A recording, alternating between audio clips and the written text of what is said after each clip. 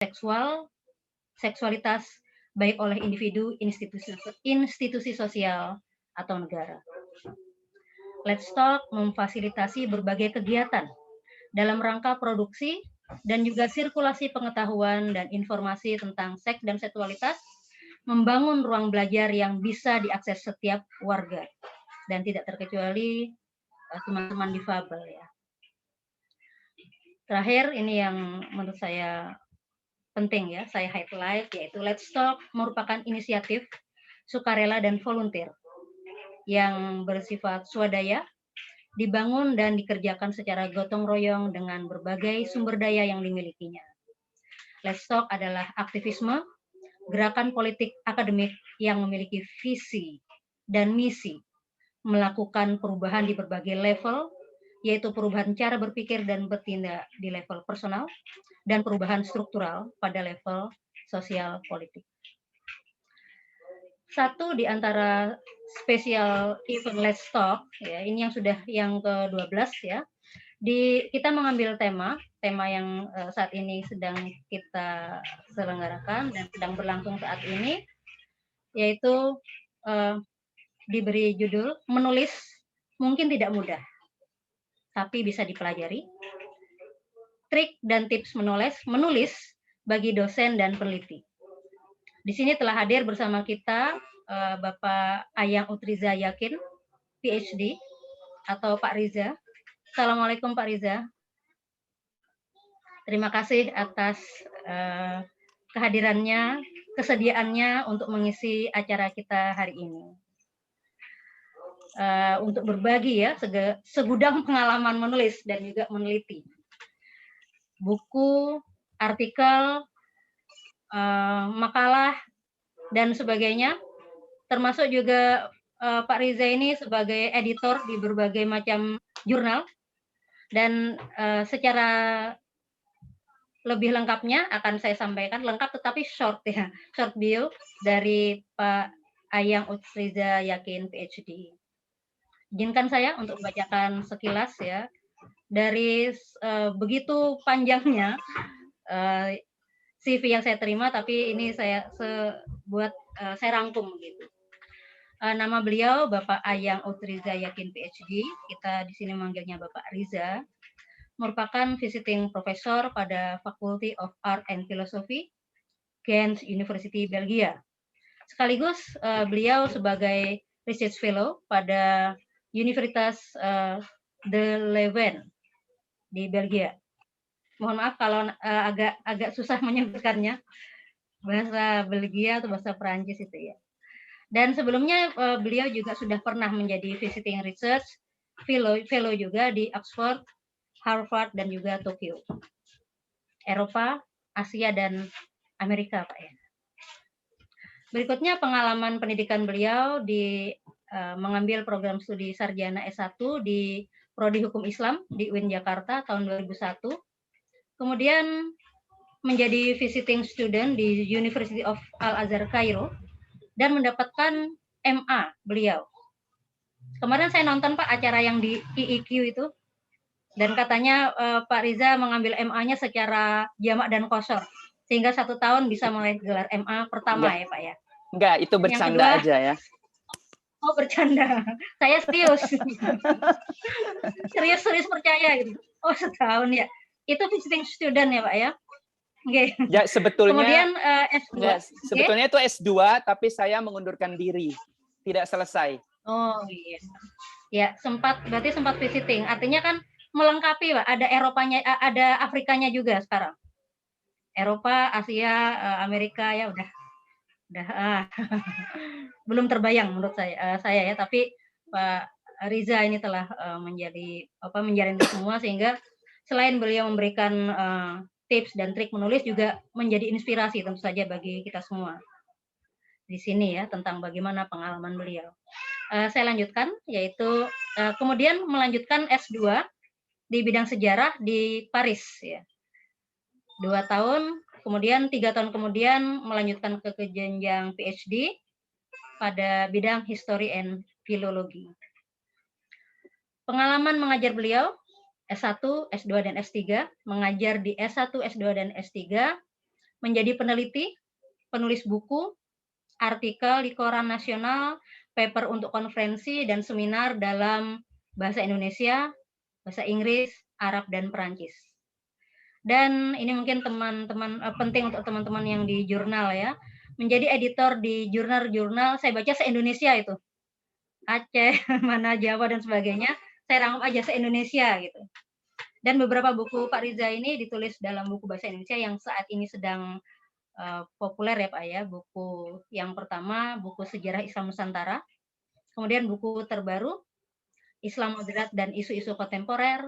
Dan buku yang lebih baru lagi, yang baru saja diterbitkan, ini informasi tambahan yang baru saya dapat, merupakan buku yang diedit bersama dengan seorang Louis John Christian, maaf kalau saya tidak bisa mengejanya.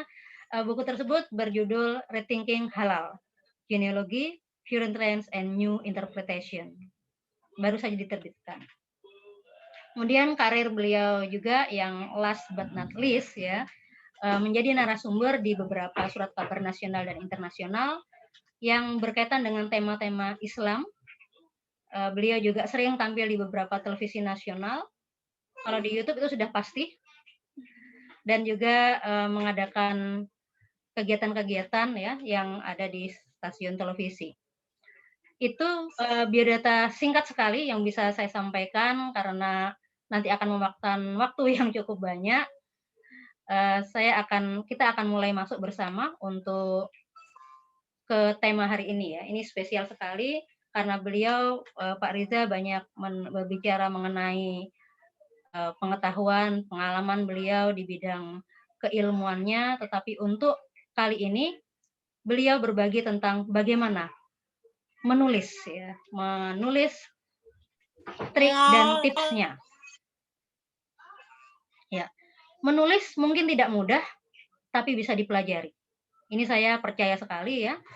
Mengapa tidak mudah? Karena menurut saya menulis itu sangat-sangat kompleks gitu. Mulai dari bagaimana kita menuangkan ide, kemudian juga bagaimana sih membuat proposal ya, membahasakan, termasuk kalau nanti ke jurnal ini submit kemana dan sebagainya, itu sangat memerlukan suatu keahlian, keterampilan, kejelian, dan juga pengalaman ya. Nah, yang itu terangkum, yang press gitu ya, dalam skill, dalam trik dan tips. Kemudian tetapi ada sisi menyenangkannya, yaitu tapi bisa dipelajari. Nah, ini yang akan kita pelajari ya, yang akan kita ikuti bersama. Bagaimana sih tips ya? Misalnya kalau dari saya sendiri, bagaimana sih menjaga mood menulis, kemudian endurance ya, sering menulis kemudian nggak jadi dan sebagainya, lama gitu ya, lama mikir. Padahal kalau udah terpikir mungkin cepat saja kalau kita tahu teknik dan skillnya serta triknya ya. Kemudian juga bagaimana agar tulisan itu bisa diterima. Tentu saja ini hal yang harus diintip dari dapur seorang editor begitu. Karena beberapa hari yang lalu saya baca jurnal Scopus itu ya, seperti katanya itu balapan lari atau lomba menulis. Apalagi dengar-dengar ada jurnal Predator dan sebagainya yang ini pengalaman saya, ada orang yang itu ngajak masuk grup, yuk kita akan bikin grup kolaborasi bersama tetapi berbiaya. Nah, ini kan satu ciri jurnal Predator tadi yang berbayar tadi. Nah, ini Pak Riza, hal-hal yang menjadi pertanyaan-pertanyaan saya pribadi ya, dan tentu saja kita semua di sini punya pertanyaan, punya pasti keinginan ya, punya aduh apa yang harus ingin atau saya ingin lakukan terkait dengan menulis. Nah, ini pas sekali kita dan terima kasih sekali bahwa kita telah berhadir ya, pakar di bidang menulis dan yang bersedia untuk menceritakan, berbagi inspirasi dengan kita semua. Baik, untuk pertanyaan-pertanyaan semua itulah kita datang di sini ya dari berbagai daerah. Terima kasih yang sudah hadir di sini. Banyak sekali 120 orang, mungkin akan bertambah, belum lagi yang nanti di waiting room dan juga di Facebook ya. Untuk itu maka kita akan mulai Mohon maaf jika agak kepanjangan intro saya.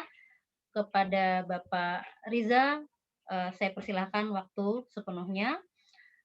Kira-kira waktunya 45 menit untuk kemudian kita lanjutkan dengan tanya jawab. Terima kasih. Sekian dari saya. Persilakan Bapak Riza. Bismillahirrahmanirrahim.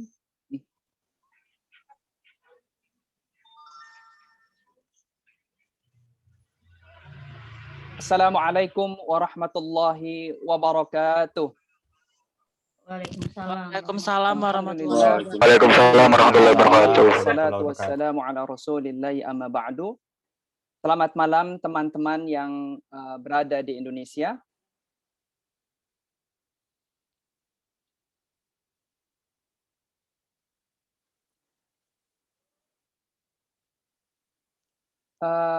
Kepada semua peserta, mungkin saya mohon ditutup seluruh mikrofonnya agar tidak bergema dan tidak saling tumpang tindih. Tolong dimatikan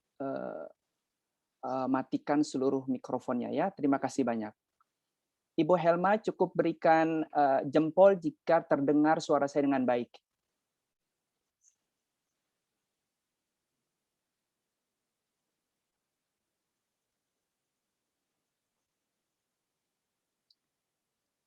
Terdengar dengan suara dengan baik? Oke, jelas. Baik.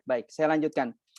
Pertama-tama saya ingin mengucapkan terima kasih banyak kepada Ibu Ira dan Pak Farid yang telah mengadakan acara ini di bawah bendera Let's Talk. Yang terima kasih kepada Bu Helma Nuraini, kepada para Bapak, Ibu, dosen, peneliti, mahasiswa-mahasiswa S2, S3 di Indonesia. Bapak Ibu sekalian, pada kesempatan malam ini atau pagi waktu Amerika dan siang waktu Eropa, kita akan belajar bersama mengenai bagaimana cara menulis yang baik. Pertama-tama saya harus tekankan bahwa sampai hari ini pun kami pribadi masih terus belajar untuk bagaimana cara menulis yang baik. Sebab penulis yang baik adalah penulis yang selalu terus belajar dan merasa tulisannya itu belum baik.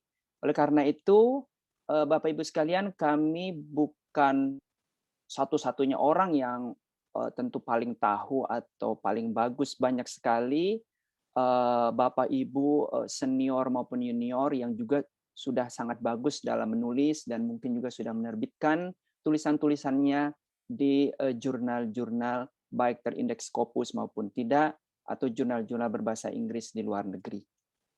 Kami di sini adalah untuk berbagi pengalaman, sedikit pengalaman yang kami miliki, baik sebagai penulis maupun penyunting. Bapak Ibu sekalian, beberapa artikel ilmiah saya sudah terbit di beberapa jurnal terindeks Scopus, sudah pasti.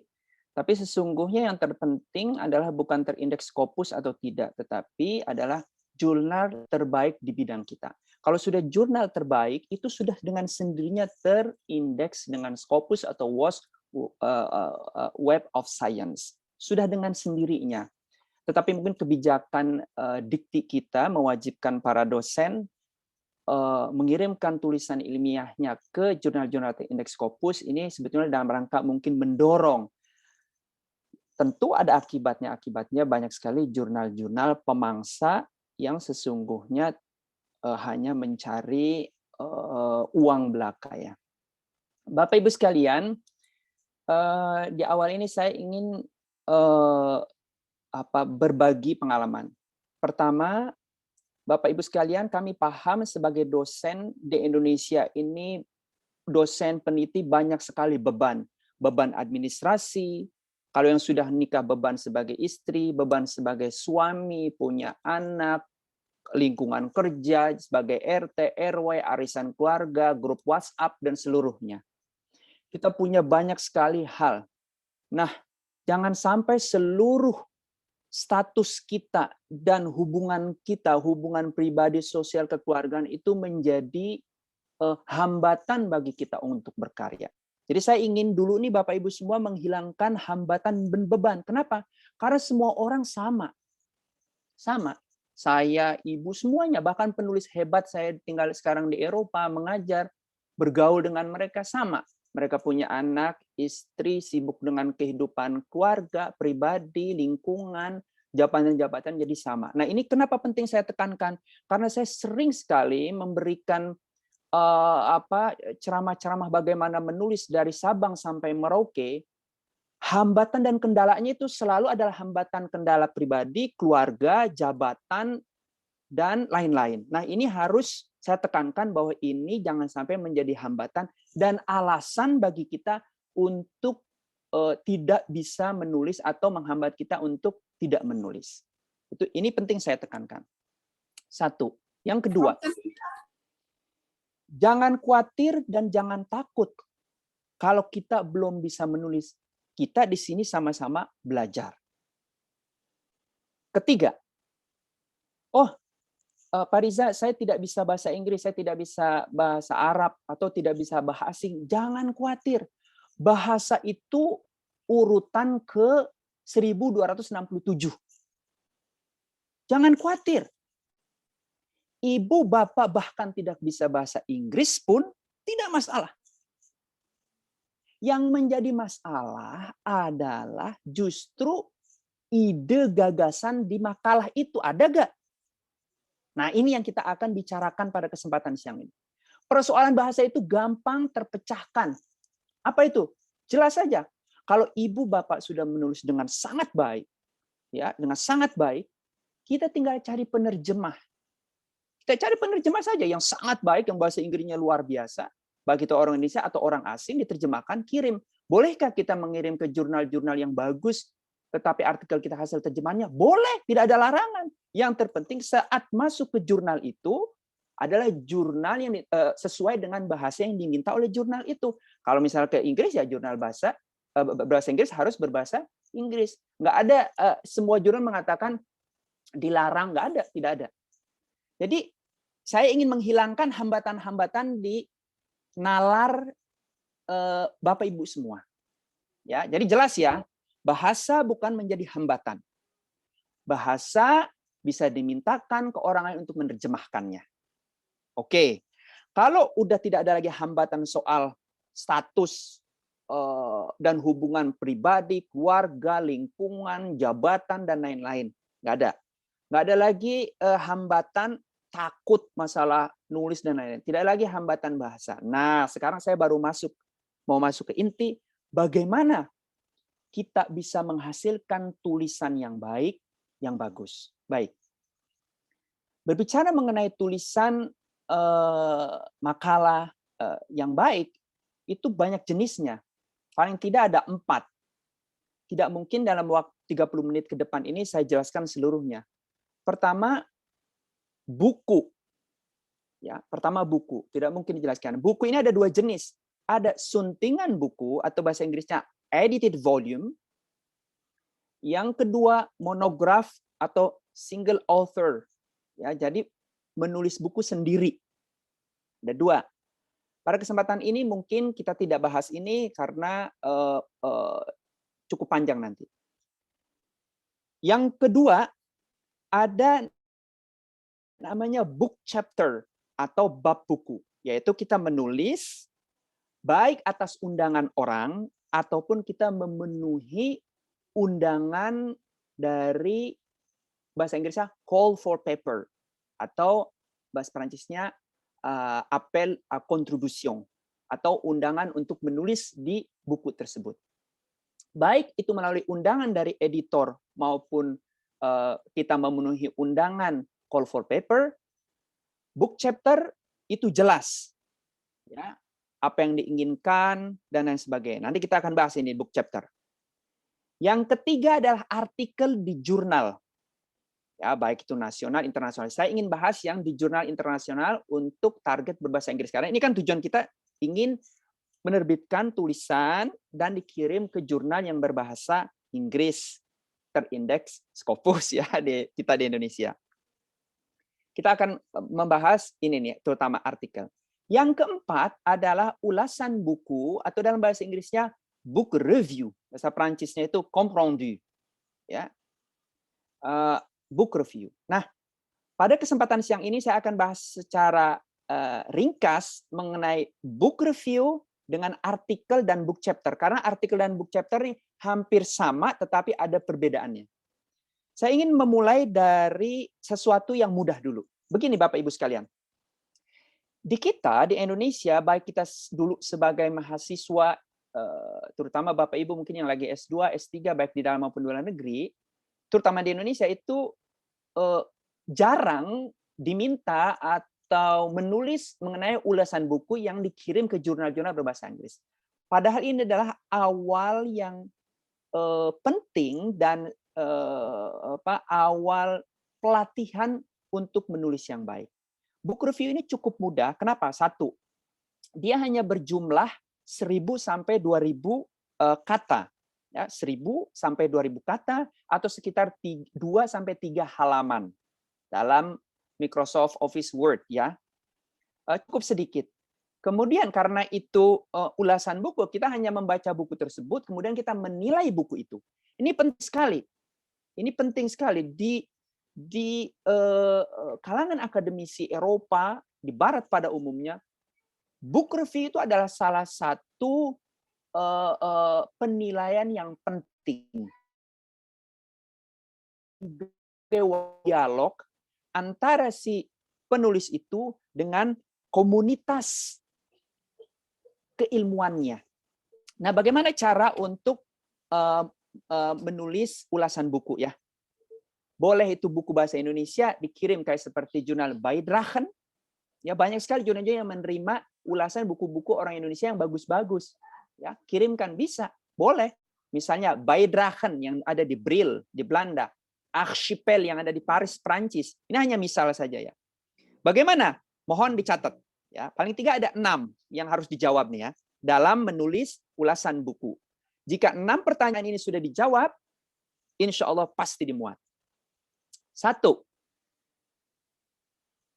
Author main argument. Maksudnya argumentasi utama penulis itu apa? 1. Argumentasi penulis itu apa? Argumentasi ini terdiri dari 2.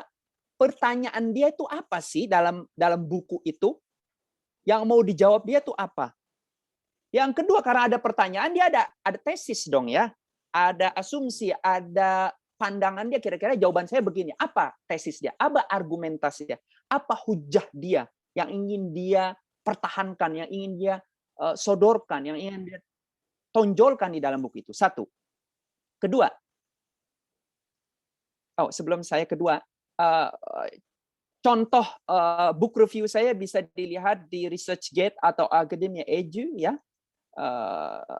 Hasil. Jadi mudah-mudahan Ibu Bapak, saya tidak termasuk di dalam Al-Qur'an kabura maqtan 'indallahi an taqulu ma la taf'alun ya. Ngomong aja bisa tapi nggak ada buktinya. Nah, kalau mau melihat hasil review saya silakan di ResearchGate ya, itu baru ada 1 contoh, yang 2 dalam proses terbit ya. Yang kedua, quality and coherence of the analysis. Maksudnya mutu dan kebersinambungan analisis. Atau bahasa lainnya lagi adalah kualitas dan koherensi analisis si penulis. Jawab. Kita nilai aja, misalnya his analysis misalnya good, jangan hanya good ya, tapi dijelaskan gitu. Yang ketiga, sources and data. Sumber dan data. Nah, sumber dan data dia ini apa untuk menulis buku dia? 4. Research methodology. Metodologi penelitian. Artinya metodologi penelitian apa sih yang digunakan oleh si penulis dalam rangka menulis bukunya, dalam rangka melakukan penelitiannya, yang kemudian ditulis dalam bukunya itu. Kelima, potential audience work. Maksudnya, siapa sih pembaca yang akan disasar oleh buku ini? Ya, yang kelima itu, siapa sih? Misalnya this book is must read for students and lecturers in Islamic studies, gitu ya, and especially for those who are studying Southeast Asian Islam, bla bla bla bla bla, misalnya kayak gitu ya. Jadi harus dinilai apa sih sasaran buku ini, sasaran pembaca buku tersebut. Yang keenam, contribution to the field, sumbangsi terhadap ranah keilmuannya, sumbangsi terhadap bidang keilmuannya. Nah, buku ini memberikan sumbangsi apa sih? Apa sesuatu yang baru atau hanya mengulang-ulang? Nah, itu. Ya, gampang ya, Ibu Bapak. Nah, coba baca buku terbaru. Kalau bisa bahasa Inggris, silakan, Arab, Prancis, apa saja. Tapi kalau mau mudah, misalnya mau mengulas buku berbahasa Indonesia yang terbaik, terbagus, sekaligus mempromosikan kajian Islam Indonesia di luar negeri, maka boleh. Misalnya ada buku yang diterbitkan oleh penerbit ABC, bagus sekali, kemudian Bapak Ibu ingin mengulasnya, bisa. Contoh Ibu Bapak ya, ini konkret saja. 2 buku saya, Sejarah Hukum Islam di Nusantara, yang diterbitkan oleh penerbit Prenada, ya, Kencana Grup Media Pernada, itu, dan buku yang kedua saya, Islam Modern dan Isu Kontemporer. Kedua buku ini dalam bahasa Indonesia, tapi diulas oleh Dr. Yanwar Pribadi, dosen UIN Serang, ya, yang dikenal dengan Profesor Gokilisme katanya ya. Nah, Pak Yanwar ini mengulas buku saya dan keduanya dikirimkan, dibaidrahkan dan terbit. Artinya Bapak Ibu bisa buku siapa yang bagus, kemudian Bapak Ibu tulis 2-3 halaman saja, ya, bahasa Indonesia yang baik dan benar, maksimal 2.000 kata. Jawab 6 pertanyaan dari saya tadi. Kalau sudah menjawab itu, sudah bagus, minta dibacakan, dinilai oleh orang yang sudah punya pengalaman.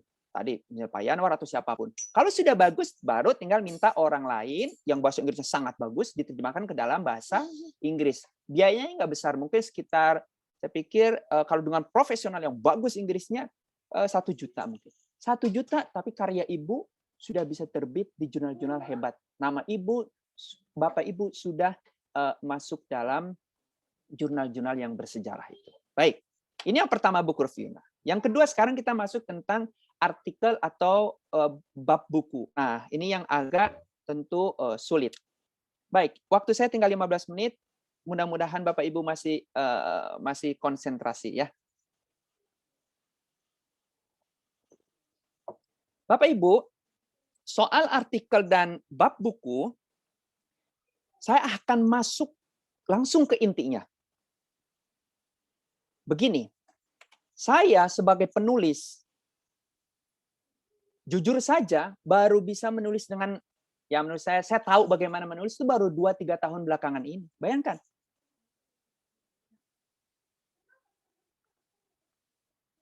Terus, nah inilah yang kita coba untuk saya ingin bagi. Saya sebagai penulis dan Bapak Ibu perlu ketahui, saya sekarang sedang menyunting 6, mungkin akan 7 buku. Jadi saya sedang edited volume 6-7 buku. Buku pertama saya Rethinking Halal, Genealogy, Current Trends, and New Interpretations.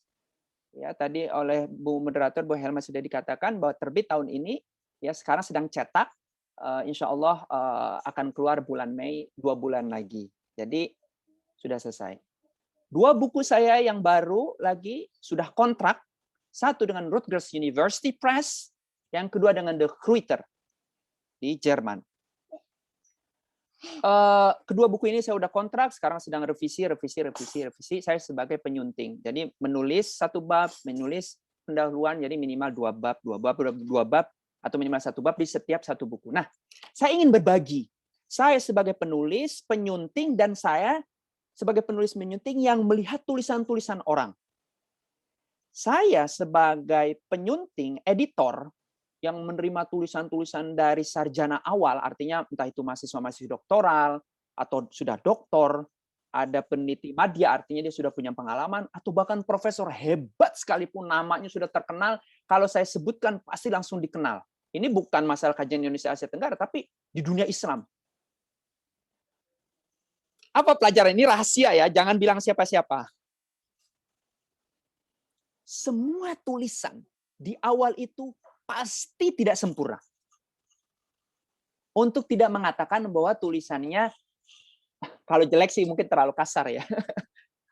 Ada tulisan-tulisan yang bukan di buku-buku itu lah, pokoknya banyak lah ya. Saya udah ratusan. Itu adalah awal-awalnya masih belum bagus lah. Jadi tulisan di awal itu jangan khawatir kalau masih jelek, masih kalau kata orang Inggris itu just like a shit, atau kalau orang Prancis bilang comme la merde, atau kata bahasa Arabnya zaibroz. Ya. Jadi kalau masih jelek di awal, tidak ada masalah. Tulisan itu adalah berproses. Berproses semuanya. Bahkan orang hebat sekalipun.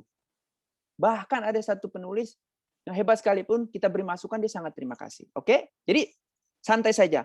Menulis di awal, pertama-tama, kalau merasa tidak baik, jelek, tidak ada masalah. Kalau ada satu proses, ya proses. Nah, hanya saja dalam proses itu, kita mau nggak menerima masukan? Kita mau nggak menerima kritikan, baik kritikan konstruktif maupun kritik yang membangun, maupun kritik yang sangat keras, kalau boleh dikatakan kasar. Kita mau nggak? Ada dua tipe penulis di sini.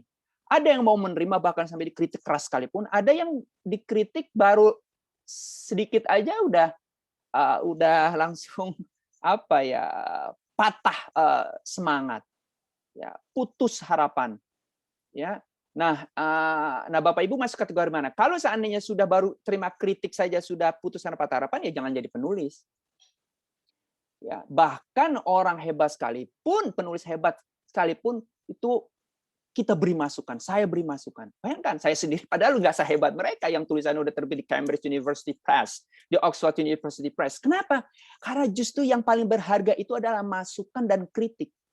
Nah, anehnya pengalaman saya di Indonesia sekarang, kembali ke Indonesia, pengalaman saya sebagai managing editor maupun editorial board dari Sabang sampai Merauke, walaupun saya bilang saya nggak bisa untuk mereview, tapi silakan gunakan nama saya untuk International Editorial Board. Rata-rata tulisan pengalaman saya itu, para penulis kita itu nggak mau dikritik, nggak mau terima masukan itu. Jadi kalau terima masukan, kalau tulisannya udah segini, ya udah segitu.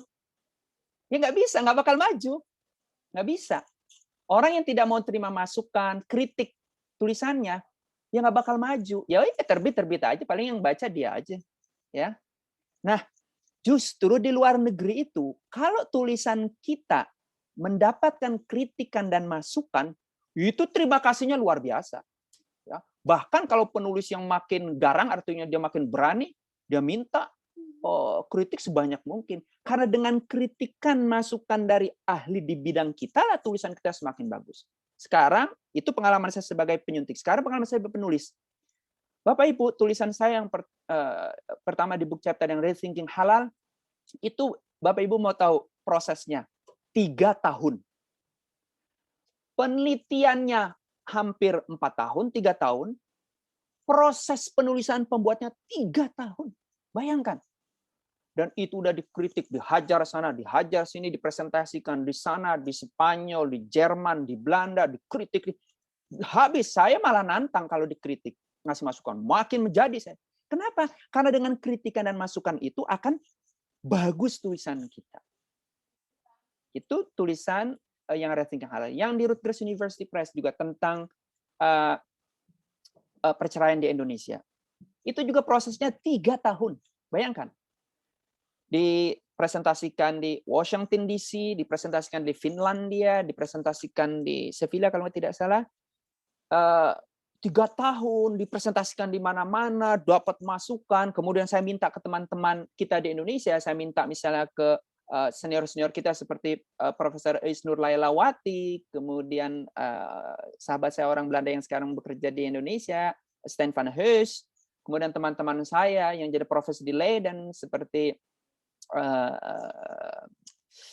banyak ya. Saya minta Saya dapat masukan banyak, dikritik segala macam. Ya udah. Jadi harus berani menerima kritikan. Oke? Baik. Sekarang benar-benar kita masuk untuk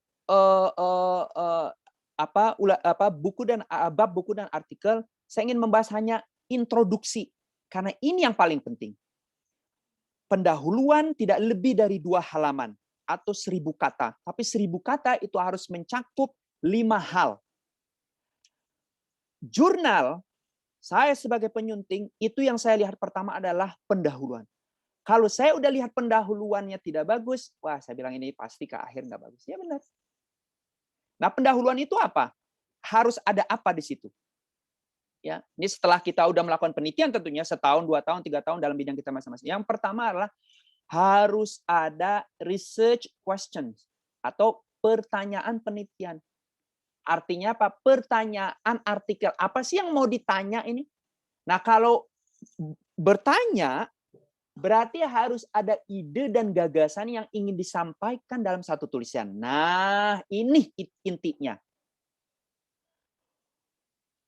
Titik utama dalam satu tulisan, artikel maupun bab buku adalah gagasan atau ide. Pengalaman saya dengan teman-teman Indonesia memang adalah ini, kekurangan gagasan, kekurangan ide. Ada gagasan atau ide tetapi bukan sesuatu yang baru, hanya mengulang-ulang atau rangkuman. Di hampir banyak puluhan jurnal itu, ratusan artikel, itu hanya kayak semacam rangkuman dan mengulang-ulang apa yang sudah didiskusikan. Tidak ada sesuatu yang baru. Nah, bagaimana cara untuk mengerti sesuatu yang baru? Nanti saya akan jelaskan. Tetapi yang terpenting adalah gagasan dan ide. Apa sih yang ingin disampaikan ini artikel? Apa sih gagasannya? Nah, untuk mendapatkan gagasan dan ide yang bagus, bagaimana caranya? Harus banyak baca. Tidak mungkin penulis dosen yang tidak baca ya selesai. Harus banyak baca. Setelah baca harus banyak diskusi. Harus banyak diskusi sama teman. Sehingga dengan diskusi, membaca gitu, banyak gagasan-gagasan tak muncul. Ya. Baik, berarti harus ada idenya dulu atau gagasan. Setelah ada ide dan gagasan, misalnya saya nggak tahu misalnya hukum Islam misalnya, praktek muhalil di Sumatera Utara. Atau saya nggak tahu poligami, praktek poligini di salah satu suku di Indonesia misal. Praktek poligini perempuan. Di daerah mana misal. Ada gagasannya, tapi yang mau kita tanyakan apa? Oke, mau menjelaskan praktek poligami perempuan, apa yang mau ditanya? Ya. Jadi harus apa tadi? Ide, gagasan, yang kemudian harus ada pertanyaan. Ya. Selanjutnya harus ada tesis atau argumentasi. Tadi kan setelah ada ide, gagasan, harus ada pertanyaan. Karena pertanyaan ini harus dijawab. Nah, jawaban ini adalah tesis atau argumentasi. Argumentasi kita tuh apa yang ingin ditunjukkan dalam tulisan kita? Nah, sampai di sini saja, ini teman-teman kita di Indonesia ini kesulitan. Hampir artikel-artikel itu ada pertanyaan, tapi cara menjawabnya apa yang oke misalnya bla bla bla bla terus mau nggak kenapa? Harus ada argumentasinya kan? Misalnya artikel ini ingin menunjukkan bahwa bla bla bla bla bla bla, misalnya gitu. Oke. Ketiga, harus ada metodologi atau pendekatan analisis yang digunakan dalam membahas tulisan kita di artikel itu apa. Mau pakai pendekatan analisis apa? Ya. Kalau sosiologi, antropologi, politik, ilmu-ilmu sosial, sejarah, filologi, oke, data kualitatif. Tapi mau apa yang ditunjukkan? Harus pakai konsep analisis apa yang mau dipakai. Nah, selanjutnya ya, gagasan, pertanyaan, tesis argumentasi, metodologi. Tadi kan ada pertanyaan, kelemahan kita adalah tidak ada sesuatu yang baru dari artikel kita. Hanya mengulang wang, atau ringkasan.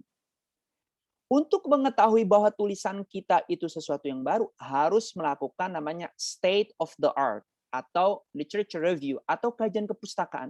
Tapi kajian kepustakaannya jangan seperti tesis disertasi, tentunya sampai satu bab tersendiri. Tidak. Ingin menunjukkan bahwa misalnya begini, persoalan A sudah dibahas oleh Hefner misalnya, Bruneson, halaman berapa, tahun berapa, persoalan ini sudah dijawab ini dijawab. Tetapi penelitian-penelitian yang terdahulu ini tidak menjawab ini. Nah, penelitian saya, artikel saya ini ingin mengisi kekosongan dalam kepustakaan yang ada. Jadi to fill the gap. Ini yang paling penting. Jadi dalam artikel bab buku ya, untuk menunjukkan kebaharuan atau novelty itu adalah apa sih yang mau ditutup, apa sih yang mau to fill the gap, apa sih yang mau diisi dari ruang kosong kesarjanaan bidang kita. Jadi to fill the gap ini sangat penting. Nah, teman-teman di Indonesia, to fill the gap ini tidak jelas. Bahkan tidak tahu, tidak ada. Kenapa tidak ada dan tidak ditemukan sesuatu yang barunya itu? Karena kita tidak melakukan kajian kepustakaan atau state of the art. Ya. Ini sangat-sangat penting. State of the art. Yang kelima atau keenam, itu baru structure of the article. Maksudnya struktur artikel itu harus dijelaskan dari awal. Nah, ini saja teman-teman kita, ini tradisi ini nih jarang. Struktur dalam artikel itu maksudnya apa? Maksudnya begini, nanti di 2 halaman bab pendahuluan introduction itu, di akhir itu harus dijelaskan begini. Misalnya, to explain such phenomenon, misalnya ya ini hanya misal, this article my step as follows. Misalnya pertama, first I will explain bla bla bla bla. Second I will bla bla bla bla. Third I will apa? And ultimately the article will argue bla bla bla bla bla. Artinya apa? Di ujung akhir dari pendahuluan itu pasti dan harus ada struktur daripada artikel itu yang akan kita jelaskan ke bawah. Baru terakhir, kalau ada hasil yang bisa kita bagikan oleh pembaca dari awal, itulah dalam bentuk argumentasi. Misalnya, I found that, saya temukan dalam penelitian ini bahwa ini nih. Nah, kemudian baru di inti daripada teks, ya itu kita jelaskan sampai penutup, ditutup oleh daftar pustaka. Nah, sebagai penutup, jadi artikel dan bab buku itu harus menjawab tadi 5 atau 6 tadi pertanyaannya.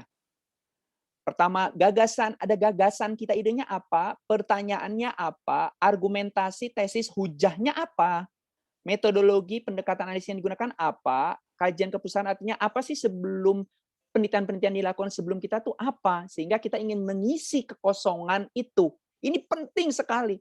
Kalau enggak, susah. Kemudian struktur artikel itu. Mungkin ini sebagai pemantik diskusi, Bu Helma, Bu Ira, dan Pak Farid, lebih baik ada diskusi interaktif. Tentu penyampaian kami ini masih mengawang-awang, memang yang paling penting harus melihat langsung isinya. Nah, saran saya terakhir adalah ambil artikel atau bab buku yang menurut Bapak Ibu sangat baik dan menginspirasi Ibu. Contoh, jujur aja saya mencontoh. Saya bilang tadi, saya baru bisa menulis dengan baik itu 2-3 tahun belakangan ini. Saya menyontoh nih orang, oh begini caranya. Nah, dari contoh dan pengalaman saya, inilah saya rangkumkan dalam pendahuluan harus berisi kelima atau keenam pertanyaan tadi yang harus dijawab di dalam pendahuluan. Tapi dari semua itu yang paling terpenting adalah kita punya gagasan atau tidak yang ingin ditunjukkan di dalam artikel atau bab buku itu, kemudian bahwa gagasan kita adalah sesuatu yang baru. Untuk mengerti gagasan kita sesuatu yang baru, kita harus tahu kajian kita. Dan terakhir, ingat, bidang kajian kita bukan hanya di Banjarmasin, bukan hanya di Mataram, di Lombok, di Aceh, di Medan, tapi di Asia Tenggara, di dunia. Kalau tulisan kita mau dibaca orang luar, maka kita harus hubungkan dengan komunitas bidang kita. Artinya apa tadi kajian kepustakaan tadi? Kita harus kaitkan dengan perbandingan. Tidak hanya konteks lokal Indonesia melulu, tapi dijadikan dialog dengan penelitian-penelitian yang lainnya. Ya, baik, mungkin itu sebagai pendahuluan dari saya. Jika ada pertanyaan, tentu dengan sangat senang hati saya akan menjawabnya. Terima kasih ya atas perhatiannya. Mudah-mudahan bermanfaat. Mohon maaf jika ada kekeliruan dan kesalahan dalam penyampaian atau ada yang kurang berkenan di hati Bapak Ibu sekalian. Tidak ada lain, tidak ada bukan. Percayalah, saya di sini bukan yang paling hebat. Kita belajar bersama karena saya pun masih belajar bagaimana menulis yang baik. Keberadaan saya di sini hanya membagi pengalaman. Yuk, hilangkan hambatan. Kita menulis bersama, kita belajar bersama. Karena kita ingin nama kita tercatat di dalam sejarah, kita tinggalkan nama kita di jurnal-jurnal hebat itu. Demikian dari saya. Assalamualaikum warahmatullahi wabarakatuh. Waalaikumsalam warahmatullahi wabarakatuh. Demikian tadi penyampaian dari Pak Ayang Utriza Yakin ya tentang bagaimana tips dan trik ya menulis karya ilmiah. Yang tadi ada dua catatan saya. Yang pertama dan yang penting adalah tentang motivasi tadi Bapak Ayang ya, Bapak Riza ya, tentang bagaimana sih sebenarnya tiap orang itu sama gitu, punya waktu 24 jam. Dan yang paling penting tadi adalah bagaimana kita mencoba untuk menghilangkan semua alasan untuk tidak menulis. Dan yang kedua tadi jangan takut ya, ini satu motivasi yang tentu saja sangat penting untuk orang yang akan mulai atau belajar kembali menulis. Kadang udah lama tidak menulis, kemudian mencoba untuk menulis lagi gitu untuk kita, saya juga ini juga ya. Dan tadi juga sudah dijelaskan secara sekilas, tetapi sangat berbobot tentu saja tentang jenis-jenis tulisan. Ada 4 jenis tulisan tadi, yaitu tentang buku, jurnal, ulasan buku dan sebagainya. Nah, ulasan buku ini hal yang menurut saya baru ya bagi saya pribadi. Untuk lebih jelasnya tentu saja masih banyak hal yang saya pikir banyak sekali yang ingin bertanya ya terkait dengan tema-tema ini. Kita sudah sampai pada sesi kedua yaitu tanya jawab ya. Silakan untuk para peserta Bapak Ibu sekalian untuk bisa boleh bertanya secara langsung, silakan 2 atau 3 penanya, atau mungkin nanti bisa saya kalau tidak pertanyaan-pertanyaan yang dari chat. Saya persilahkan.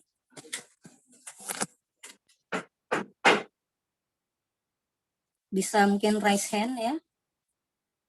Atau ini yang bertanya mungkin pertama dari chat ya. Dari Lucky. Beliau bertanya seperti ini, Pak Kiai, menulis jurnal atau disertasi mengenai pemikiran seseorang, tokoh, apa tips dan pondasi awalnya? Baik, terima kasih Pak Lucky. Menulis disertasi beda lagi ya. Tadi yang saya jelaskan mengenai ulasan buku dan artikel ilmiah di jurnal atau bab buku di dalam suntingan buku. Untuk disertasi ya pertama tentu harus mengikuti petunjuk tata cara syarat di mana Bapak menulis disertasinya, UI, UGM atau di luar negeri ya harus mengikuti tata cara itu ya. Yang kedua tentu ikuti komite disertasi dan pembimbing. Nah, kalau pertanyaannya adalah apakah di dalam disertasi mengangkat satu pemikiran tokoh itu bisa? Tentu sangat bisa. Semua apapun, judul, gagasan apapun diterima. Nah, persoalannya adalah bisakah kita mempertahankan gagasan kita itu? Bahwa gagasan kita itu sesuatu yang baru. Nah, untuk mengetahui sesuatu yang baru, Bapak harus melakukan tadi kajian kepustakaan. Contohnya, pemikiran Syekh Muhammad Arsyad Al-Banjari.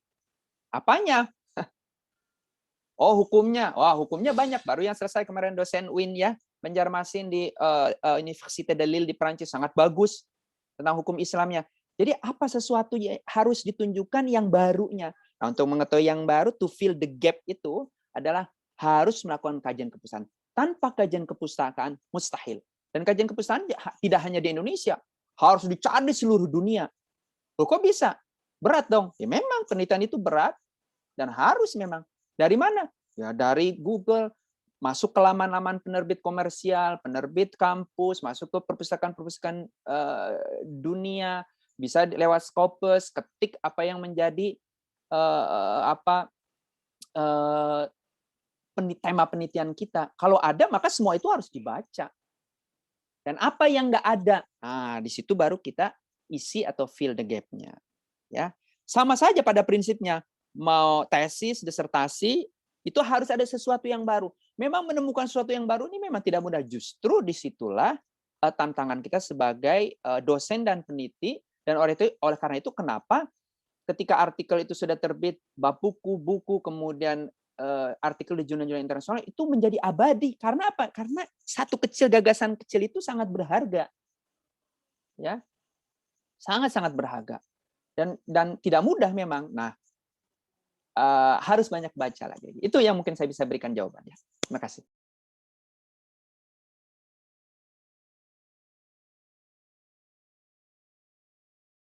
Silakan bagi yang ingin bertanya secara langsung. Ini ada satu pertanyaan lagi, Pak Riza, ya, dari Pak Suryandaru.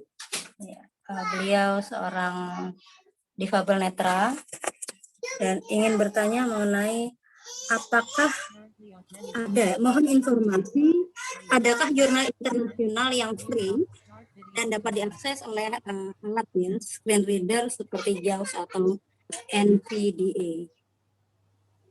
Baik, Pak Suryan Daru, yang baik. Pertama saya ucapkan selamat karena Bapak semangat sekali masih ingin terus belajar dan menulis dengan keterbatasan yang dimiliki, tetapi itu tidak menjadi hambatan. Ini pertama saya luar biasa dan semua peserta sini memberikan tepuk tangan, tentu semangat ke Bapak. Ya baik, pertama. Apakah ada jurnal-jurnal gratis yang bisa diakses? Jurnal gratis yang bisa diakses hanya jurnal yang tercatat. Ini maaf, ini ada yang membuka nih. Jadi tolong peserta ditutup. Baik, terima kasih. Jadi jurnal-jurnal yang diterbitkan oleh penerbit komersial maupun kampus itu hampir semuanya berbayar. Ya, hampir semuanya berbayar. Tapi ada cara lain untuk mengambil artikel di jurnal-jurnal itu tanpa bayar. Nah, ini tapi saya ajarkan sesuatu yang dosa ini ya.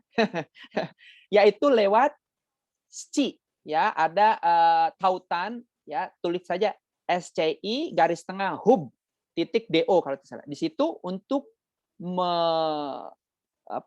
mengunduh artikel-artikel yang membayar dan kita bisa mendapatkannya secara gratis dengan cara menyalin nomor doi, nomor artikel itu, kemudian ditempel di tempat search cari itu. Nanti akan muncul. Itu yang pertama. Kedua, mungkin Pak Suryandaru akan bertanya, apakah ada jurnal-jurnal yang khusus membahas tentang disabilitas? Ada dan banyak. Yang ketiga, mungkin Pak Suryandaru akan tahu, apakah ada jurnal-jurnal itu yang bisa diakses untuk mereka yang berkebutuhan khusus? Kalau dalam arti berkebutuhan khusus, misalnya bagi yang tunanetra, mohon maaf ya, yang penglihatan terganggu, apakah ada alat pencet misalnya mendengar ya, misalnya gini, search, cari gitu ya, ada pencet. Ada, tetapi ini terbatas. Ini betul-betul berarti perpustakaan yang sudah sangat maju. Ada. Untuk di Indonesia saya pikir belum, atau kita mau mengakses ke perpustakaan-perpustakaan atau kampus-kampus yang ada fasilitas itu. Saya juga tidak tahu satu persatu di mana, tapi saya pernah menemukan, jadi ada khusus yang misalnya, maaf, tunanetra yang penglihatannya agak terbatas, tapi pendengarannya sangat bagus. Jadi dibantu sama temannya, tapi nanti kalau udah masuk ke situ, nanti ada baca, diklik misalnya search, nah dia ketikkan ini, entah pakai bicara atau pakai papan ketik. Nanti ada fasilitas dibacakan juga ada, tapi ini sangat jarang. Ya. Mungkin itu yang saya bisa berikan jawabannya kepada Pak Suryandaru. Mungkin yang termudah adalah minta sahabat atau teman untuk membantu Bapak mencarikan artikel yang dibutuhkan ya. Nanti kalau sudah tinggal masukkan ke, saya pikir Google, dan Google bisa membacakannya ya, bisa membacakannya baik bahasa Inggris dan bahasa-bahasa yang lain. Demikian.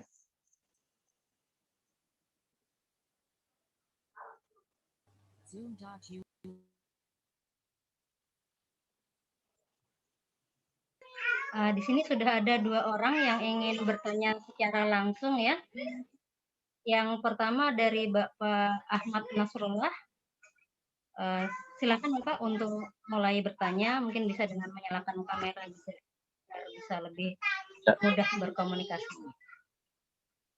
Terima kasih Mbak Moderator. Assalamualaikum Kiai. Saya biasanya memanggil Kiai Ayam, tapi di sini Kiai Riza. Bukhair, alhamdulillah. Terima kasih sekali lagi atas kesempatannya. Saya belajar banyak ini dari Kiai Riza di sini. Mungkin agak teknis aja, kan soal reference softwarenya, aplikasinya gitu. Kan ada Mendeley, ada Zotero gitu ya. Mana yang sebenarnya lebih komplit begitu dan yang lebih mudah kira-kira begitu, dan apa yang ajengan pakai misalkan, apa yang antum pakai. Kira-kira begitu, singkat saja. Kiai, terima kasih. Baik. Assalamualaikum. Terima kasih, saya langsung jawab ya. Jadi begini, untuk masalah referensi ya Kang Nas maupun Bapak Ibu pendengar lainnya, pertama, jangan dijadikan hambatan. Kadang kita orang Indonesia itu suka terhadap hal-hal yang tidak begitu penting, termasuk daftar pustaka dan sistem referensi yang dipakai ya. Nggak usah dipikirkan, semua penerbit menerima sistem apapun. Tetapi saran saya nih ya, baik sebagai penulis maupun penyunting, mohon jangan gunakan sistem apapun dengan cara salin tempel. Misalnya begini, di Zotero atau Mendeley itu kan ada salin tempel ya. Misalnya kita udah nulis ada 30 pustaka, tahu-tahu nanti ada satu sistem, kita klik aja, kemudian dengan sendirinya kan tersusun daftar pustaka ya. Nah ini menyusahkan penyunting atau menyusahkan editor si jurnal yang kita tuju. Kenapa? Karena dengan sistem otomatis itu ketika ada kesalahan dan kita mau memperbaiki, itu riuhnya, ribetnya luar biasa. Ya, ini pengalaman kami ya, pengalaman kami ke Islamic Law and Society dan lain-lain. Kemudian sebagai penyunting, usahakan manual atau bagaimana caranya lah ini si Zotero atau Mendeley atau EndNote ini ketika disalin tempel itu, ketika kita memberikan komentar si editor atau apapun perbaikan, sistemnya itu nggak mempersulit si jurnal. Sederhananya gitu ya. Karena pengalaman saya si Zotero sama Mendeley ketika misalnya ini kurang nih tahunnya, saya masukin, ngeklik itu berubah ininya, spasinya segala macam ya. Jadi justru ini mempersulit menurut saya. Tapi kalau untuk penulisan disertasi, tesis, kemudian buku sendiri ya nggak ada masalah. Kesimpulannya semua sistem diterima, tapi di proses akhir mungkin lebih baik manual atau memanualkan yang tadi otomatis agar tidak mempersulit para reviewer, kemudian itu dan jurnal yang kita tuju. Demikian. Silakan yang lain. Silakan Mbak Anissa Jayanti. Sudah mengangkat tangan.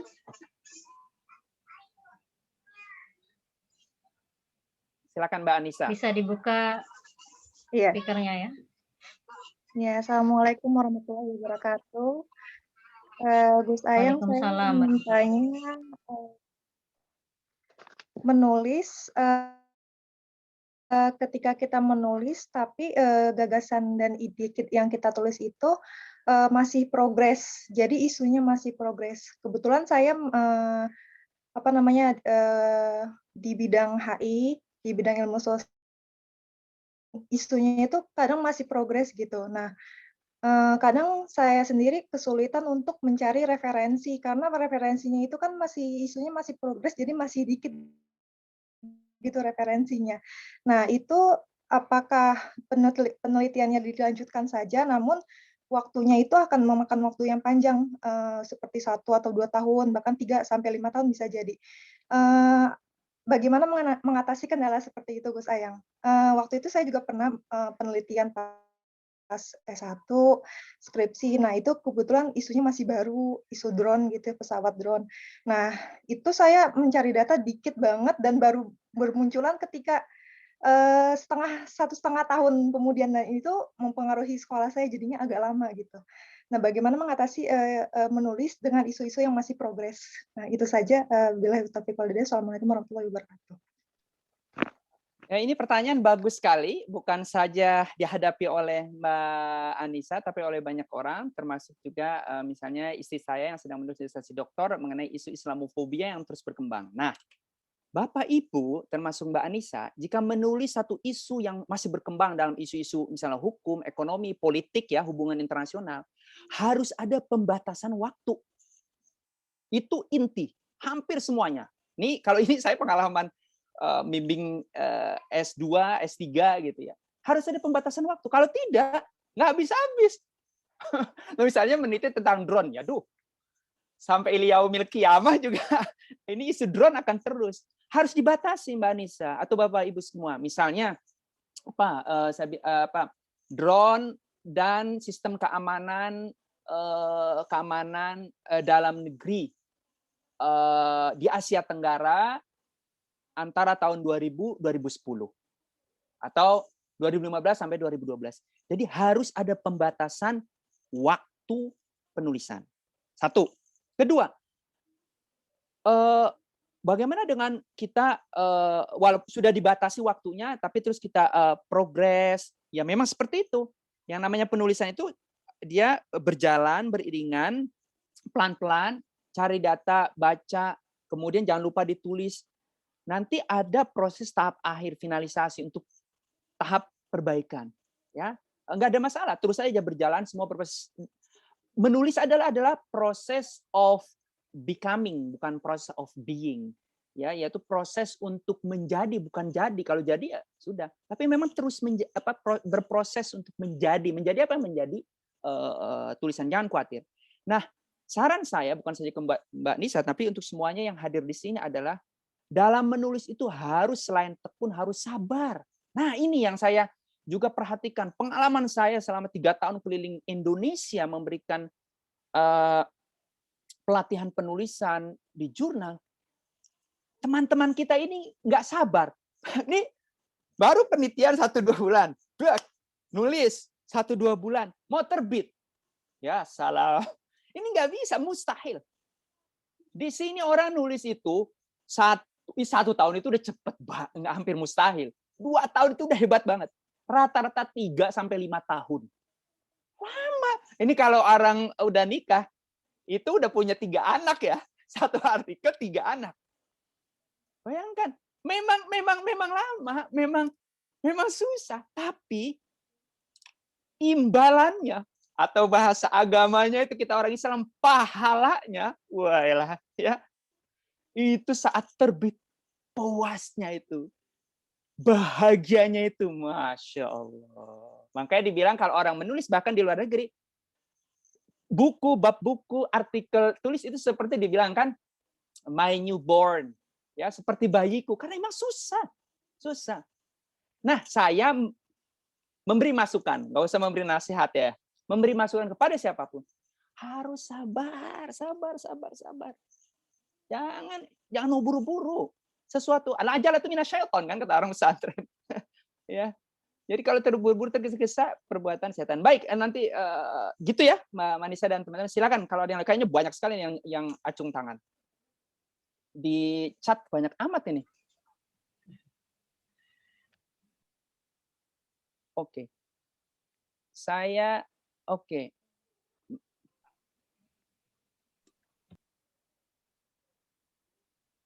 Saya langsung jawab atau gimana, Bu Helma? Mbak Helma sepertinya Mbak Helma sepertinya frozen. Ya langsung jawab aja, Ayang. Silahkan, Oh, oke, Ayang baik. langsung. Ya, ini ada pertanyaan dari Mas Raras ya tentang state of art atau literature review atau kajian kepustakaan. Mohon Bapak Ibu yang masih dibuka dimatikan dulu mikrofonnya biar enggak. Baik, terima kasih. Begini Mas Raras dan Ibu Bapak sekalian. State of the art atau literature review atau kajian kepustakaan itu adalah masih ada yang terbuka kayaknya nih. Ira mungkin masih buka ya, Ira bisa ditutup. Oke, terima kasih. State of the art atau literature review atau kajian kepustakaan adalah menyajikan semua data ya, hasil tulisan, hasil penelitian orang lain yang telah terbit sebelum kita. Hasil penelitian yang kemudian sudah dituliskan telah terbit sebagai buku, bab buku, jurnal artikel, report atau laporan di media online, cetak semuanya. Pokoknya satu hal yang kita angkat misalnya, ini satu hal yang kita angkat ini udah banyak dibahas orang. Nah, ini kita harus tampilkan misalnya Robert Hefner sudah berkata seperti ini, dia sudah melakukan di Tengger bla bla bla bla bla, peneliti di UGM melakukan ini bla bla bla bla bla, semuanya udah. Tetapi mereka ada yang lupa bahwa penetrasi Islam ke masyarakat Tengger bla bla bla bla, maka saya akan mengisi kekosongan ini. Nah, jadi harus ada yang belum dibahas orang. Pasti masyarakat tanya, waduh susah amat. Memang susah, memang penelitian susah. Nah, untuk mencari celah ini, jadi artikel ini adalah kan seperti sering saya katakan, itu kita memberikan sumbangsi seperti bangunan, ya ini bangunan keilmuan kita, bidang kita misalnya fikih atau sejarah, filologi, antropologi, sosiologi itu rumah besar, ya para konseptor teorisi sosiolog besar, antropolog besar itu dia membangun pilar-pilarnya gitu ya. Kita tuh hanya memberikan sumbangsi satu batak dalam rumpun keilmuan kita ini. Ya, ngasih celah ini agar kita mengisi kekosongan di dalam batak bangunan ini. Nah, untuk itu tidak harus baca semuanya. Sebab kalau tidak, nanti orang gampang, plagiat ya, plagiat ide. Loh, di sana udah ada kok yang mengatakan sudah ada sebelum Anda menulis misalnya 2021, si Fulan di Universitas Colorado misalnya sudah menulis di 2009, si Fulan di Azhar sudah menulis tahun 1998. Jadi kalau begitu Anda beresiko dituduh sebagai plagiat ide paling tidak, atau hanya sekedar membuat rangkuman dari semua pekerjaan dari semua hasil penelitian dan terbitan terhadap isu yang sedang Anda kaji. Ya. Jadi state of the art literature review, kajian kepustakaan, hal yang sangat penting. Sangat-sangat penting. Kenapa? Sebagai reviewer, pengalaman saya sebagai reviewer lagi-lagi penyunting adalah apa yang baru? Saya selalu bilang please write in one paragraph or 2-3 lines the state of art, ya harus dilihat. Jadi kita tahu mana yang sesuatu yang baru. Nah, ini salah satu saya harus katakan kelemahan teman-teman kita di Indonesia. Ini state of the art tidak dilakukan dan kebanyakan mengatakan bahwa inilah penelitian saya yang pertama, inilah penelitian yang pertama. Yang pertama tidak ada, siapa penelitian pertama di dunia, tidak ada. Ya, kita adalah penelitian kita berdiri di atas penelitian-penelitian orang lain. Demikian ya, Mas Ras, mudah-mudahan cukup jelas. Terima kasih. Ini Pak Ayang ada satu lagi Pak penanya terakhir ya dari Mbak Dian Nafi. Menurut beliau ini ya bahwa ketika mencoba untuk mencari referensi itu banyak sekali referensi. Nah kemudian bingung bagaimana harus memilihnya.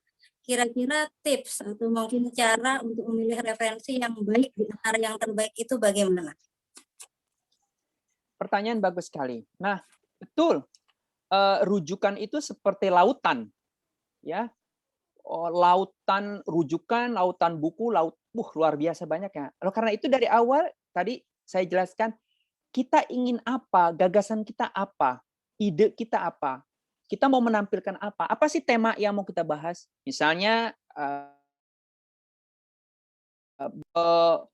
hoax, misal ya, hoax atau kabar bohong, fitnah dalam Pilpres 2019 misal.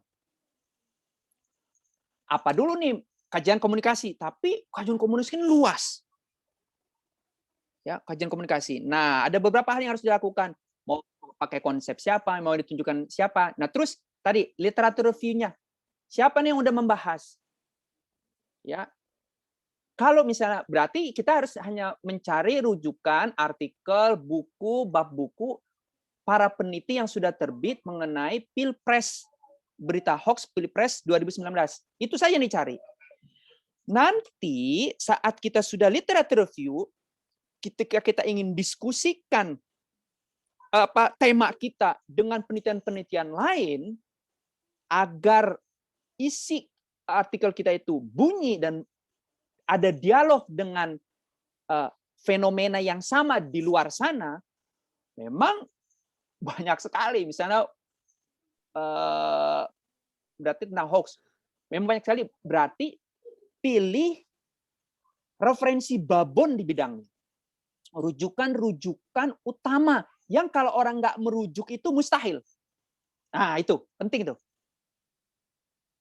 Ya, misalnya ya kalau orang bidang saya aja lah ya. Misalnya orang kalau menulis fikih, terus bahas tentang fikih klasik, mazhab Syafi'i. Wah, misalnya hukum ini, kalau tidak mengutip karya Syafi'i atau Al-Muhadzab karya Asy-Syirazi atau Al-Majmu' Syarhul Muhadzab karya Imam Nawawi, maka tulisan itu udah dengan sendirinya itu oleh para pengkaji fikih ya dianggap sebelah mata. Bagaimana mungkin orang menulis fikih mazhab Syafi'i tidak mengutip 3 buku ini? Mustahil.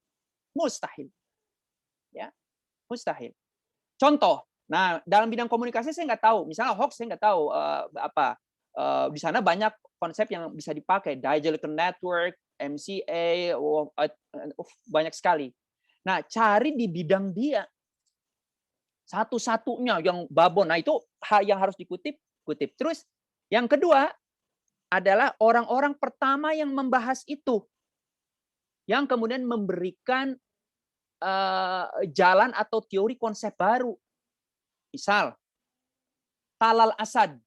Talal Asad itu kenapa dia dikutip luar biasa tentang bicara mengenai sekularisme, modernisme, dan agama.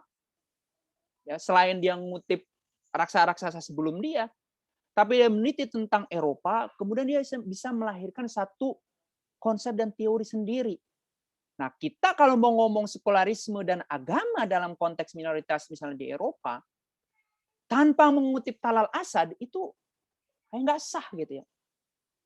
Misal, agensi dan feminisme Islam. Salah satu rujukan utama, ini contoh lagi nih loh ya, saya contoh. Sabah Mahmud. Sabah Mahmud ini menjadi rujukan penting ya. Dia muridnya Talal Asad sebagai agensi feminisme Islam ya. Tanpa merujuk Sabah Mahmud, tulisan itu udah dipastikan ya akan dikritik. Contoh lagi, mau menulis syariah di Malaysia, misal hukum Islam di Malaysia, tanpa merujuk misalnya tulisannya Dominic Muller, peneliti Jerman, atau Michel Pelletz, ya, Michael Pelletz. Kalau nggak mengutip tulisan-tulisan Michael Pelletz and Dominic Muller tentang syariah di Malaysia, akan dipertanyakan. Jadi mencari rujukan referensi, rujukan orang-orang yang hebat yang di dalam bidangnya. Jangan menulis disertasi, rujukannya skripsi. Ya, menulis artikel ilmiah, rujukannya di bawah standar. Kecuali itu pertama dan satu-satunya. Ada nggak? Ada. Contoh apa? Kitab Siratul Mustaqim yang menjadi kajian pada tahun 60 di UGM. Itu skripsi S1. Tapi ingat skripsi S1 tahun 60 itu udah kayak tesis disertasi mungkin ya. Satu-satunya itu namanya kajian Siratul Mustaqim di UGM. Ya, itu dikutip sama seluruh peneliti siapapun, dialah yang pertama tahun 60-an. Ini pengecualian sekali. Jadi kutip jangan kutip asal kutip. Kenapa? Karena ini harga diri kita juga. Bagaimana mungkin tulisan misalnya mau terbit hukum Islam Islamic Law in Society kutipannya Blogspot. Tulisan yang mau terbit di misalnya jurnal Royal Asiatic Society atau Ethnology of America, jurnal top atau Baidrachen lah untuk Indonesia, Archipel, tapi kutipannya Blogspot daring. Loh, apakah Blogspot berita daring itu nggak sah menjadi sumber? Boleh, kalau itu satu-satunya betul-betul menjadi sumber yang memberitahu dan tidak ada yang lain. Boleh. Ya. Tapi usahakan, ini kan tadi ngomong referensi ya. Referensi adalah rujukan yang telah ada bidang tema itu sebelum kita. Kalau tadi kan Blogspot apa itu kan bisa jadi sumber. Bisa menjadi referensi, rujukan bagi penulisan kita jika tidak ada yang lain dan bisa sangat amat dipercaya. Seperti Blogspot sumber-sumber penelitian bagus di Eropa itu Blogspot, tapi kita mengutipnya bukan Blogspot. Maaf, anak alay yang ini banyak kejadian baru-baru kemarin ya. Para peneliti kita tulisannya tinggal main dicomot, masukin di Blogspotnya dia ya. Nah, mungkin itu yang saya bisa jawab ya. Terima kasih.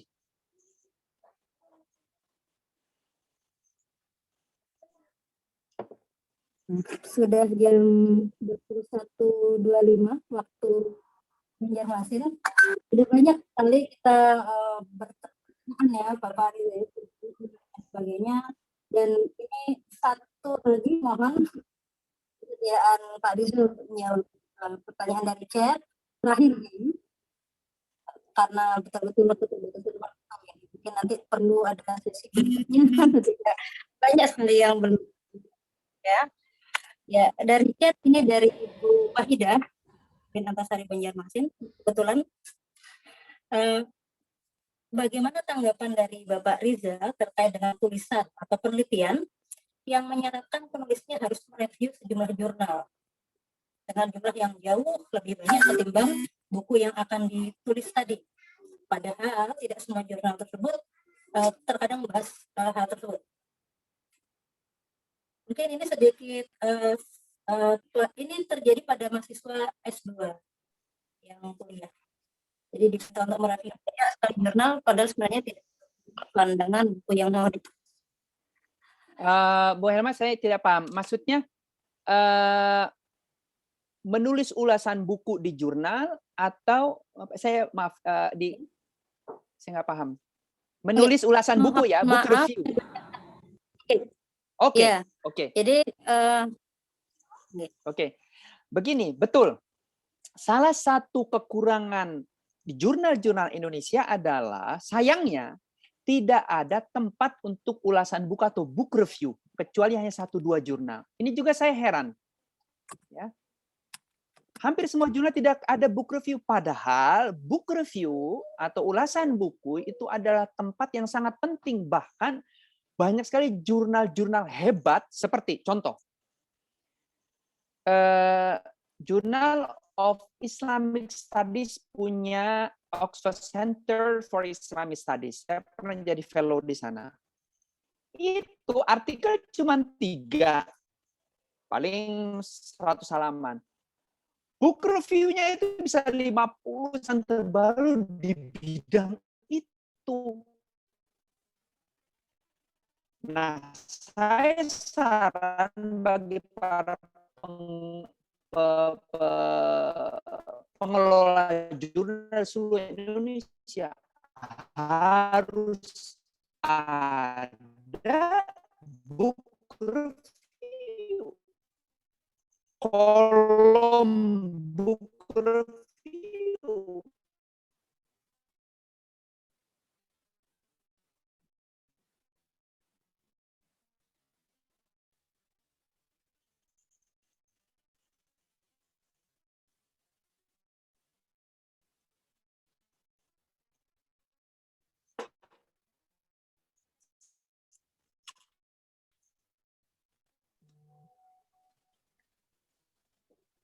Sepertinya koneksi Ayang Koneksi Mas. hilang ya? Udah terdengar? Oh, Terdengar oke. bagus? Oke. Halo Mas Sip. Ayang. Oke. Terus, Jadi yang saya tadi sampaikan adalah saya saran kepada para pengelola jurnal di Indonesia yang sekarang melihat atau kalaupun tidak hadir bisa disampaikan, mohon para jurnal itu menyediakan bahan atau kolom untuk book review.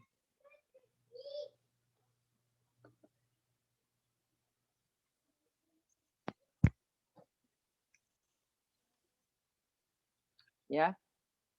Ya. Mungkin itu yang saya bisa jawab, Bu Helma.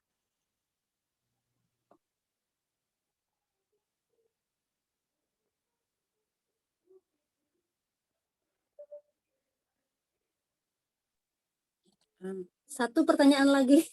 Mohon maaf tadi dimulai acaranya tadi agak terlambat sehingga sebenarnya masih ada kesempatan satu lagi. Ini mumpung ini kesempatan sangat berharga untuk penanya yang terpilih ya untuk bisa ada satu kesempatan lagi bertanya.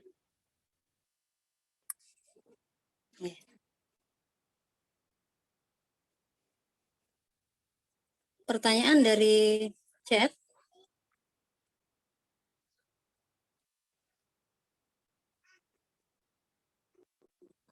Dari Pak Antonius Widi Nugraha ya. Ya, pertanyaan beliau, saya tidak bisa menulis chat. Oh, maaf. bukan pertanyaan Mbak Mas, sepertinya cukup. Ya. Ya, bukan pertanyaan, Mas sepertinya sudah cukup. Ya. Oh, begitu. Oke. Baik, karena waktu yang sudah menunjukkan pukul 20.30, dengan sangat berat hati ya untuk sesi tanya jawab ini bisa diakhiri. Ya. Terima kasih yang sebesar-besarnya kepada Bapak Riza yang telah meluangkan waktunya untuk banyak sekali memberi kita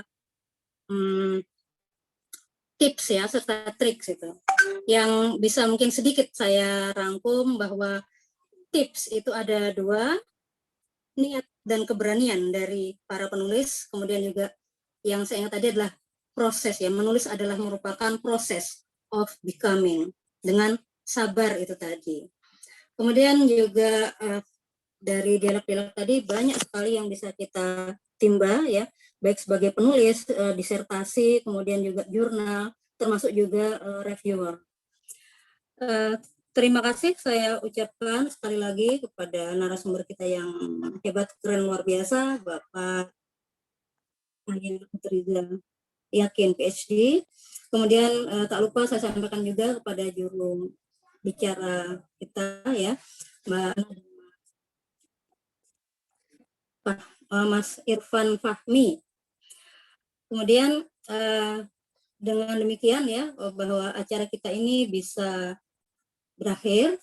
Namun sebelum itu ada beberapa pengumuman yang ingin saya sampaikan terkait dengan acara Let's Talk berikutnya yang berlangsung tanggal 6. Jadi tidak terlalu lama dari sekarang dalam rangka hari istimewa ya, tentu saja acaranya yaitu memperingati peringatan Hari Perempuan, special event Let's Talk seri ke-13, peringatan Hari Perempuan Sedunia, Appreciation Day, Gerakan Feminis Era Orde Baru yang membahas atau mengenai isu kunci dan tokoh. Ini akan dilangsungkan pada tanggal 6 Maret 2021 mulai pukul 9 sampai pukul 16. Jadi acaranya cukup panjang dan dibagi menjadi 2 sesi ya. Sesi pagi dan siang, kemudian siang dan sore. Karena acara ini akan menarik sekali, akan diikuti atau diawali dengan performance dari beberapa feminis yang akan memberikan persembahan berupa puisi, menyanyi ya, dan juga pembacaan cerpen. Itu pengumuman-pengumuman, kemudian juga saya ingatkan, sudah ya disampaikan oleh host Mas Farid dan Mbak Ira tadi, bahwa Let's Talk memiliki website yang bisa dilihat di kolom chat yang diberikan. Kemudian yang berisi mengenai ajakan menulis. Silahkan, ini kita sudah mendapatkan tips dan trik menulis ya, dan untuk berlatih, dan tentu saja di sini para editor website akan dengan sangat serius sekali menggodok tulisan tadi sehingga menjadi tulisan yang bergizi tinggi. Tema-tema yang ditulis di website Let's Talk yaitu tentang tema seputar gender, kemudian juga seksualitas dan tema-tema lain serta isu-isu yang terkait. Demikian pengumuman dari saya. Mohon maaf hari ini ada kesalahan teknis ya di bidang kayaknya koneksi saya yang kurang bagus. Mohon maaf sekali lagi. Terima kasih atas kehadirannya. Sampai jumpa pada kegiatan saya Let's Talk selanjutnya. Saya Assalamualaikum warahmatullahi wabarakatuh. Terima kasih. Waalaikumsalam warahmatullahi wabarakatuh. Kita mau foto bareng dulu ya. Ya, sebelum leave Zoom semuanya, Ayang boleh kita foto ya? Kita foto dulu. Oke, dibuka dulu.